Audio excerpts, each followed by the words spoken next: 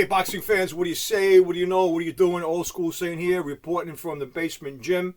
I want to talk to you a little bit about the big fight tomorrow night between Kalum Smith and Canelo Alvarez. Oh, by the way, 62 today, 62 years old, baby. Still moving, still fighting. All right. Anyway, this fight going to be a real interesting fight. Real interesting fight. This kid Smith, everybody knows about Alvarez. Alvarez is a perennial champ, probably top 3-4 pound for pound fighters in the world. Big moolah fighter. The guy is going to be raking it in for some time. So he's at the top. He's at the top of the game. This kid Smith, you know what?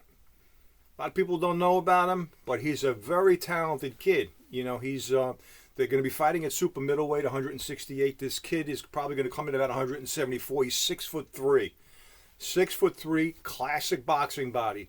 Got the horse racer racehorse legs, big strong back, wide shoulders, long reach. He's got a tremendous boxing body, and he's got talent. He's got a good solid jab. Not a great jab, and I think that's going to be the downfall, because I think you need a great jab if you're going to have that kind of body fighting against a guy like Alvarez. Alvarez only 5'8".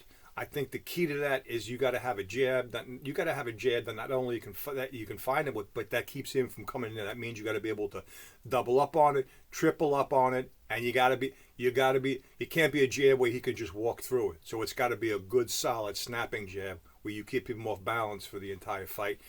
I don't know if this kid's got that quality. I don't think this kid's got that quality of jab, and I think that's going to be the difference in the fight. The other thing is that the kid Smith, in spite of those physical tools that he has, he likes to stand right in front of you. You don't get a lot of head movement out of him. You don't get a lot of foot movement either. He doesn't work angles. Like I said, he doesn't use the jab the way I think a guy that size, would. Because he probably has a tremendous advantage on everybody that he fights. But that's not the way he fights. He's got to his credit, he's got a fighter's mentality. So he's got that long reach, he's got that big, tall body, he's got a good, solid right hand that he could just drop in on you, and it's got power. It's a powerful shot. Also has a very, very good counterpunching left hook. It's quick. You come off that jab and his head is here, and then boom, he throws that hook, and it's quick, it's short, and it's powerful. It's a really good punch. Also, in spite of the fact that he's as tall and rangy as he is, he works nice inside. I mean, very good body puncher. A great left hook to the body. Just finished looking at some tapes of him. He drops it. That liver punch in there when he's got you on the ropes, and I've seen him take a couple of guys out with that. So he's got skill. He's got skill. The big problem is he hasn't fought anybody near Alvarez. He hasn't fought in a big fight that comes close to what he's going to be, in tomorrow night. And he hasn't fought anybody that's close to Alvarez's ability. So it's going to be interesting to see how he reacts early in the fight, whether or not he's going to freeze up when he feels Alvarez's power, or whether or not he's going to go in there cool, calm and cool and collected with with the ability to execute his fight plan. You would think if you were training a guy like that your strategy would be to move more than you have in the past, to basically keep Alvarez at the end of that jab, snap that jab at him, double up on it, triple up on it. Don't give him a standstill target where Alvarez can kind of just sit down on his punches, counter you, and then work your body. Counter you and then work your body. Yeah, that's good. That would be a prescription for for big time quick failure there. So I got to think that his trainers are working on having him move a little bit more.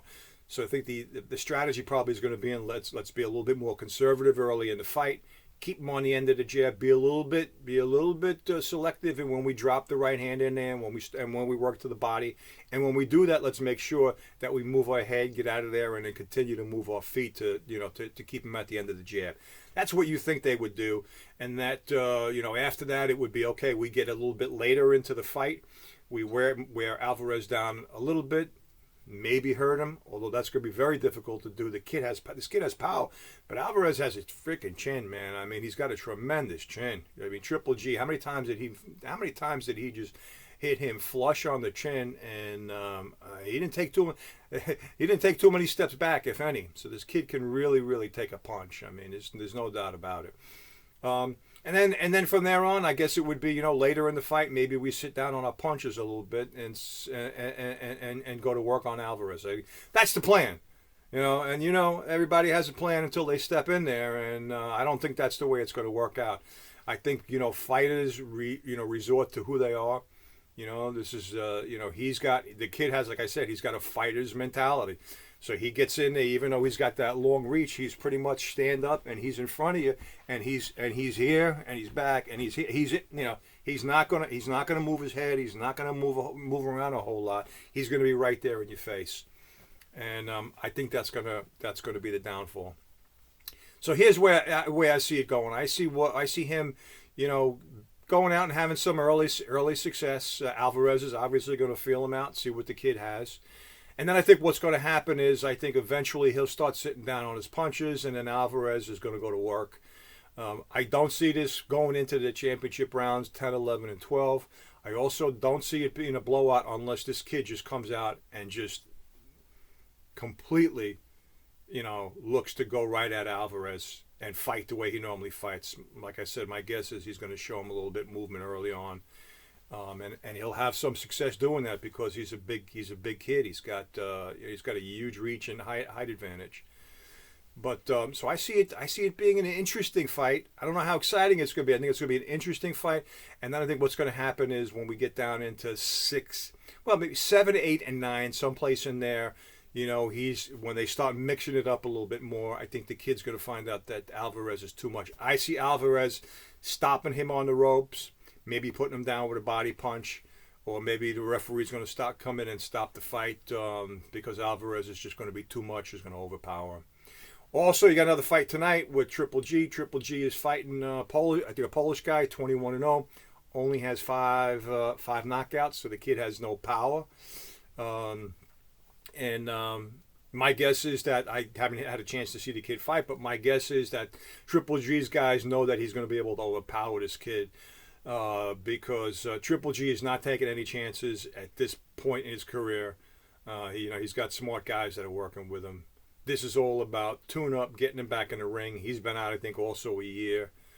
So this is about setting him up for a bigger fight, and he's probably got one more under his belt. We'll find out tonight, what he has and what he doesn't have, because he's really at the twilight. He's close to the end of his career. And my guess is what they're really looking to do is they're looking for one big fight. Maybe it's the third of a trilogy with Alvarez. Maybe that's what they're looking to do. I think that would be a mistake. I mean, Triple G, fought Alvarez the first 2 times. The first time they fought, I think it was when Triple G was just coming down the mountain, and then the second one a little more down the mountain. I think both fights were really good fights. I think argument could be made for a Triple G winning the first and the second one being a draw. But I think right now, a few years out, Alvarez has gotten better. He's gotten stronger. He's proven that he can actually fight up and weight.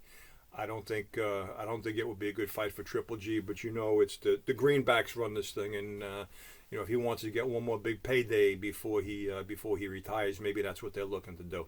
Anyway, I'm here in the Northeast. It's we got a lot of snow, so I'm going to sit down tonight. I'm going to crack open a cold one, and I'm going to enjoy the fight.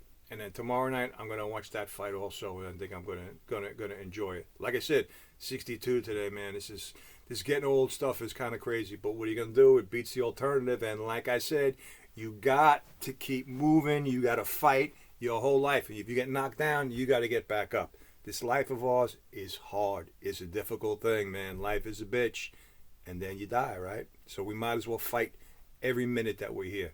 Anyway, I hope you all have a fantastic weekend. I hope you stay safe, and I hope your family stay safe, and keep on banging. Keep on moving that head. Keep on throwing those punches, or like my father used to say, keep throwing those punches, all right? Keep throwing the punches. and deal with what life sends you. All right? So, everybody, love you all. Peace out. Take care.